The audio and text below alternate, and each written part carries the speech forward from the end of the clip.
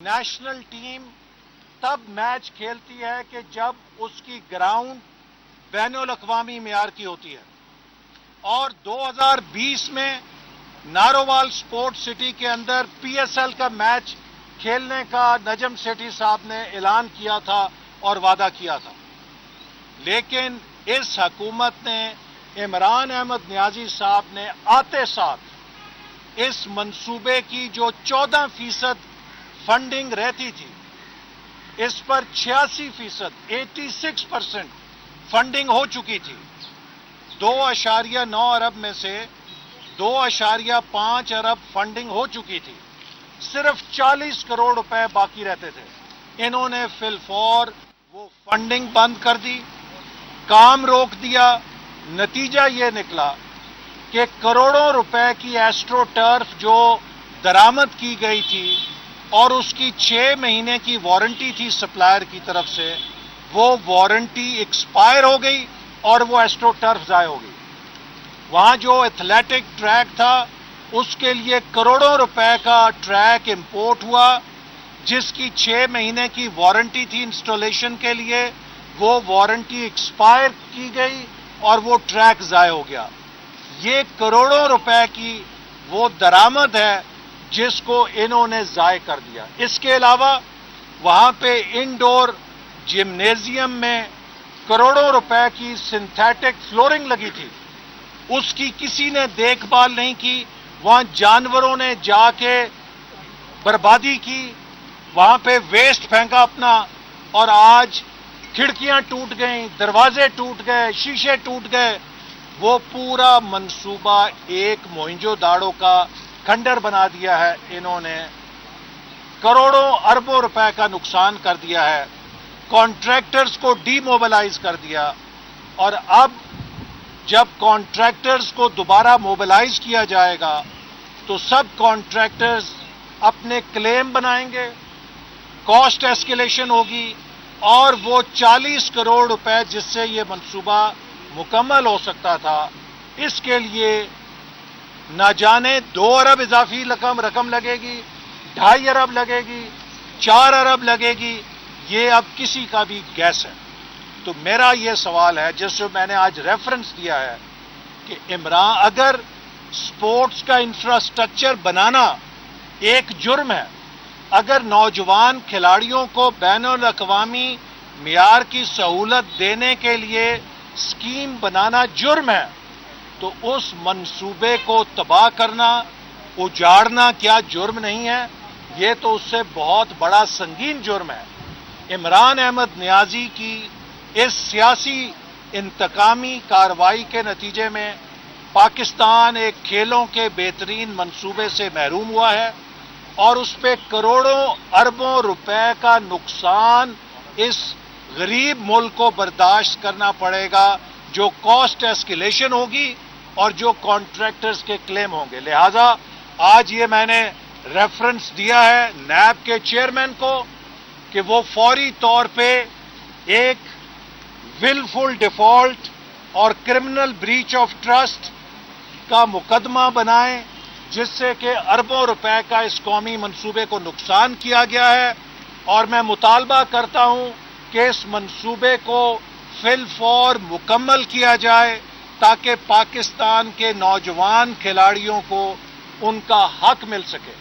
اور یہ نیب کا ادارہ جو صرف مسلم لیگ نون کی کردار کشی کر رہا ہے، جو مسلم لیگ نون کے لیڈروں کو عمران خان کے فرمائشی پروگرام پہ گرفتار کرنے کی فیکٹری بن چکا ہے، کیا اس کو پی ٹی آئی کی کرپشن نظر نہیں آتی؟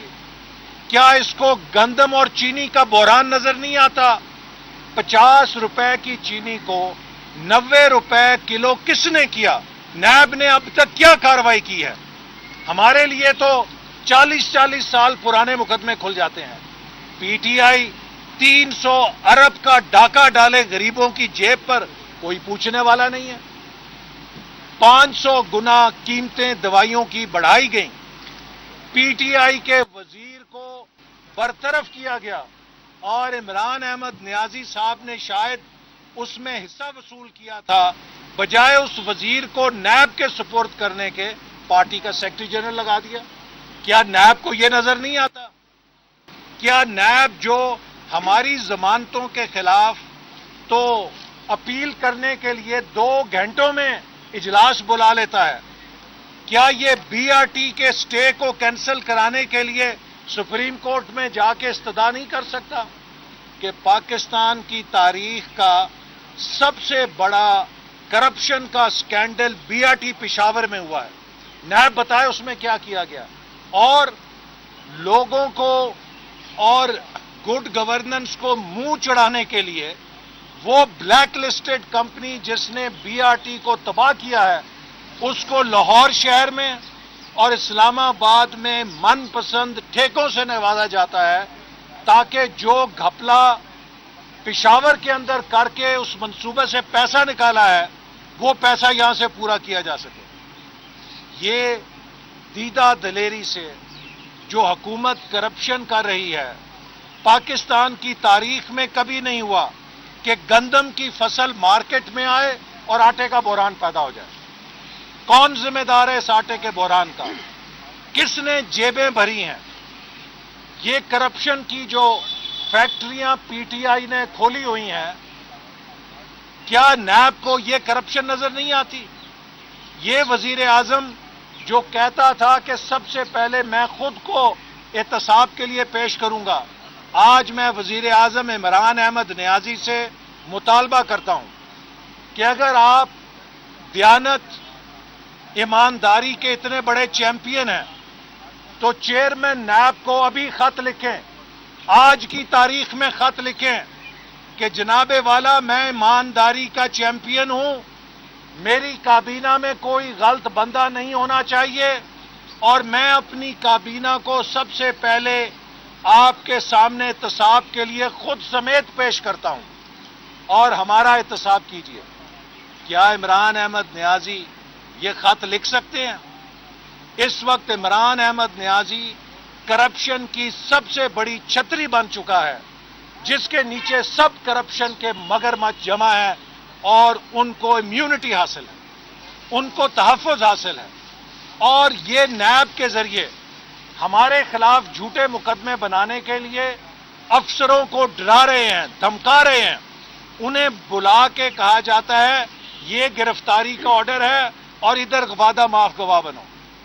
وہ کہتے ہیں جناب کس بات کے وعدہ معاف گواہ بنے؟ انہیں کہا جاتا ہے کہ مسلم لیگ نون کے وزیروں کے خلاف کوئی جھوٹا بیان دے دو کہ انہوں نے ہمیں مجبور کیا تھا، انہوں نے ہم پر دباؤ ڈالا تھا. نتیجہ کیا ہے کہ آج پاکستان کا کوئی افسر اس انتقامی کارروائی کی وجہ سے 10 روپے کے فیصلے پہ بھی دستخط کرنے کے لیے تیار نہیں ہے. اس انتقامی ایجنڈے نے پاکستان کو بدترین فیصلہ سازی کے بحران میں دھکیل دیا ہے. کسی دفتر میں کوئی افسر فائل سب کھیل رہے ہیں، فائلیں گھومتی ہیں، کوئی فیصلہ کرنے کی جرت نہیں رکھتا، اس لیے کہ وہ اپنے پینشن کے پیسے وکیلوں کو نیب کے سامنے احتساب کی عدالتوں میں اپنی بے گناہی ثابت کرنے کے لیے خرچ کرنے کی استطاعت نہیں رکھتے. یہ وہ تباہی ہے جو اس حکومت نے نیب اور نیازی گٹھ جوڑ سے پاکستان کے اوپر مسلط کی ہے، اور ہم اس کی مذمت کرتے ہیں. اور اب ہم تمام ریفرنس لائیں گے پی ٹی آئی کے خلاف اور دیکھیں گے نیب جو کہتا ہے کہ جی ہم فیس نہیں دیکھتے، کیس دیکھتے ہیں. جناب چیئرمین صاحب، آج میں نے آپ کے سامنے ایک کیس پیش کیا ہے. میں امید کرتا ہوں کہ آپ اس میں ہینڈسم فیس نہیں دیکھیں گے، آپ یہ کیس دیکھیں گے. پاکستان کے اربوں کا نقصان ہوا ہے اور اس کا نوٹس لیں گے. میں انتظار کروں گا.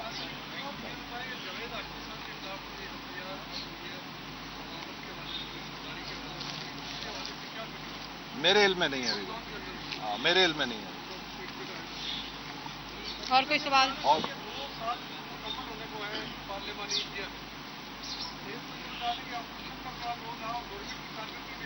دیکھیے، اپوزیشن کا جو رول رہا اس کا سب سے بڑا پیمانہ نیب کی پھرتیاں ہیں. اگر مسلم لیگ نون حکومت کے آنکھوں میں نہ کھٹکتی، اگر مسلم لیگ نون اپنا کردار ادا نہ کر رہی ہوتی تو آج ہمارے خلاف یہ جھوٹے مقدمات کی بھرمار نہیں ہوتی۔ ہماری ٹاپ لیڈرشپ سے لے کے ہر سطح پر آج جو ہمیں یہ انتقامی ہتھ کنڈوں کا نشانہ بنایا جا رہا ہے، اس کا صاف مطلب یہ ہے کہ ہم ان کو کھٹک رہے ہیں، ہم بھرپور اپوزیشن کر رہے ہیں، ہم ان کی کرپشن بے نقاب کر رہے ہیں۔ یہ ہمیں دباؤ سے، ڈراؤ سے، اپنے مشن سے پیچھے ہٹانا چاہتے ہیں، پر ہم جیلیں دیکھ چکے ہیں۔ جیل ایک جیسی ہوتی ہے، جیل ایک رات کی ہو یا 6 مہینے کی ہو، کوئی فرق نہیں ہوتا۔ لہٰذا ہم ان ہتھ کنڈوں سے ڈرنے والے نہیں ہیں، اور اس ملک کو بچانے کے لیے میں آپ کو یہ بات بتانا چاہتا ہوں کہ فورن فنڈنگ کیس کے ذریعے بیرونی لابیز نے عمران خان کو پاکستان پہ مسلط کیا ہے تاکہ اس کو اقتصادی طور پہ کھوکھلا کریں اور اس کو قرضوں کے دلدل میں پھنسائیں اور سماجی، معاشی، سیاسی بحران میں دھکیل کر پھر پاکستان کے جسے بازو کس کے شرائط نافذ کی جائیں گی ہماری ایٹمی پروگرام کے اوپر۔ یہ وہ راستہ ہے جس کے اوپر عمران خان ہمیں لے کر جا رہا ہے، اور تمام محب وطن پاکستانیوں کو جن کے پاس حب الوطنی ہے یا جو حب الوطنی کا دعویٰ کرتے ہیں، اپنی آنکھوں کی پٹیاں کھولنی چاہیے، اور پی ٹی آئی کے جو حمایتی ہیں انہیں بھی میں کہوں گا، نوجوانوں کو کہوں گا کہ شخصیتی سحر سے نکلیں اور دیکھیں آج ملک کدھر جا رہا ہے۔ اس کی تباہی، اس کی بربادی پوری دنیا میں جگ ہنسائی ہو چکی ہے، اور رونے کا مقام تو یہ ہے کہ آج ہم ایتھوپیا جیسے ملک سے بھی سنگسار ہو رہے ہیں۔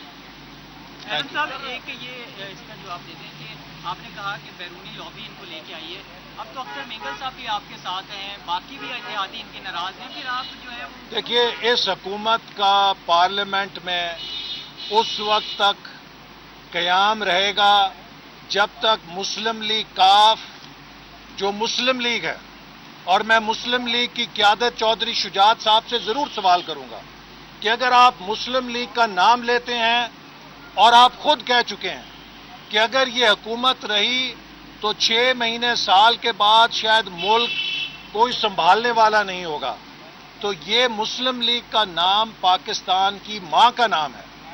آپ کو بھی تاریخ پوچھے گی، آپ کو پاکستان کے شہیدوں کی روحیں سوال کریں گی کہ جب اس ملک کو ایک شخص اپنی انا، جہالت اور نااہلی کے ساتھ برباد کر رہا تھا تو آپ اسے آکسیجن کیوں دے رہے تھے؟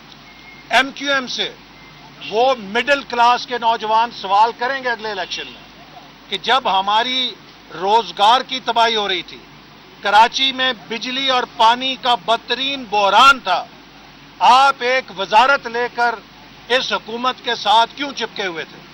ایم کیو ایم کی قیادت کا بھی یہ امتحان ہے کہ کیا وہ اس نالائکی اور تباہی کے ساتھ ہوگی یا مڈل کلاس کے کراچی کے ان نوجوانوں کے ساتھ ہوگی جن کا مستقبل اس حکومت کے ہاتھوں قتل ہو رہا ہے۔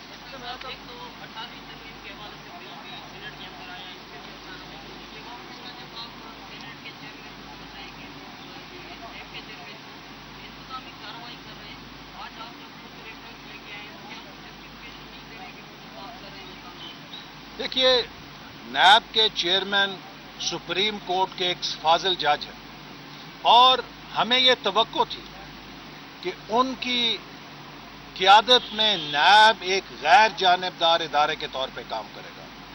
جب قومی اداروں کی جگ ہنسائی ہوتی ہے اور اس کے سربراہوں کی اہلیت پہ سوال اٹھتا ہے تو ہمارا دل بھی روتا ہے، چونکہ یہ ہمارے قومی ادارے ہیں۔ لیکن جو آئینی منصب ہیں ہم ان پر اعتراض تو کر سکتے ہیں، لیکن اس وقت کوئی متبادل چیئرمین نیب تو نہیں۔ اگر نیب کو ہم نے مخاطب کرنا ہے تو جو بھی موجودہ چیئرمین ہے اسی کو مخاطب کرنا ہے۔